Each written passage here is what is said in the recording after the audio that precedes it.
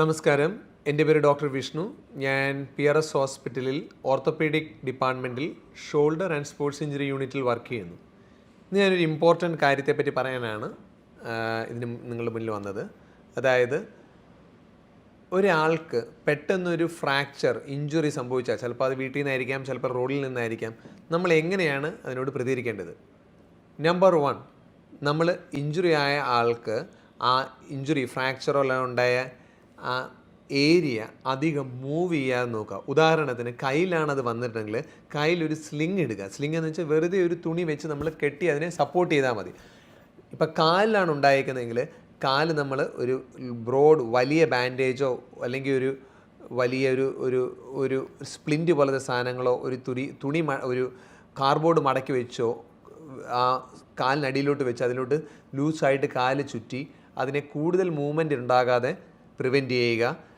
ഇനി ഒരു മുറിവോ അല്ലെങ്കിൽ ബോൺ പുറത്ത് വരുമോ അതുപോലെ എന്തായാലും ഒരു വലിയ മുറിവോ ഉണ്ടാവുകയാണെങ്കിൽ അതിൽ ക്ലീൻ ബാൻഡേജ് വെച്ച് അതിൻ്റെ മേളിൽ ക്ലീൻ തുണി ചുറ്റി നമ്മൾ ബ്ലീഡിങ് കുറയ്ക്കുക, ഫർദർ ഇഞ്ചുറി കുറയ്ക്കുക.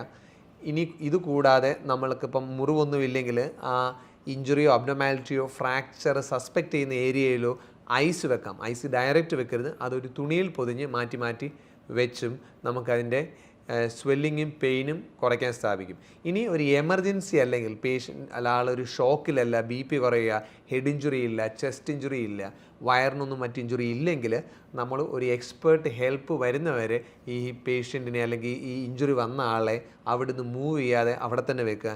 ആംബുലൻസോ അല്ലെങ്കിൽ എമർജൻസി കെയർ അറിയാവുന്ന ആരെങ്കിലോ വന്നിട്ട് മാത്രം ഇവരുടെ ലിംബ് സേഫാക്കി അധികം മൂവ്മെൻ്റ് ഇല്ലാതെ ഈ അപകടത്തിൽപ്പെട്ട വ്യക്തിയെ എത്രയും പെട്ടെന്ന് വൈദ്യസഹായം നൽകാൻ പറ്റുന്ന ഏരിയയിലേക്ക് കൊണ്ടുപോവുക. ഇങ്ങനെയൊക്കെ ചെയ്തു കഴിഞ്ഞാൽ നമുക്ക് ഫർദർ ഇഞ്ചുറി ഉണ്ടാകാതെയും ആ ഇഞ്ചുറി കുറച്ചും കൂടെ സിവിയറിറ്റി കൂടാതെയും നമുക്ക് ട്രീറ്റ് ചെയ്യാൻ സാധിക്കും. അതുകൂടാതെ ഇവരുടെ റിക്കവറിയും ഇത് ഒരു ബെറ്റർ ആയിരിക്കുകയും ചെയ്യും. Thanks and thank you for your patient hearing.